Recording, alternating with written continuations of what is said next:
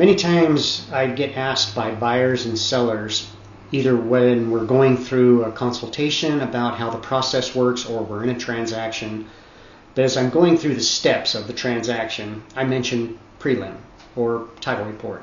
A lot of times I get asked those questions, what does that mean? Especially with newer buyers and sellers that aren't familiar with the process. And what that is for both parties protection, but it is exactly what it sounds like. Title company or closing company will go ahead and run a title report and make sure that there's no exceptions that aren't supposed to be on that title. So for example, when you have CC&Rs or you have utility easements or maybe you have a shared well agreement, maybe you have a road access agreement, anything that's recorded that needs to run with the property, there's still an exception, but they're going to run with the property. They need to be there so the property can function like it should. The things you don't want on there is anything that might have got attached to the property because the seller either has a separate loan, maybe a second or a line of credit, or maybe there's a judgment against them. I mean, those things do happen. Sometimes those things happen, they get paid off, and they don't end up getting recorded, or the paperwork just gets misplaced. It can be tracked down and taken off the title.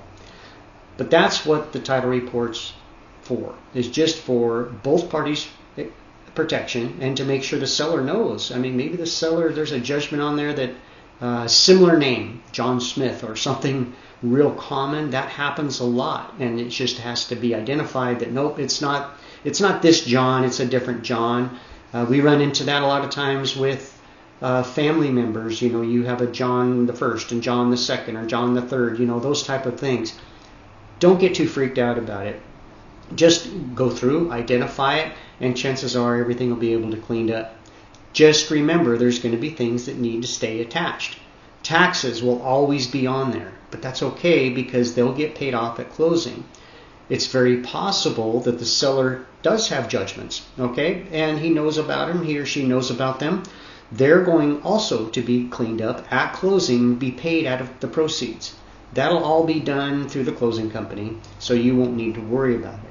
When you get the title report, because both buyers and sellers will get a copy of this, and it'll show the exception, and let's just say CC&Rs, it'll talk about when it was recorded, and then it'll have a link.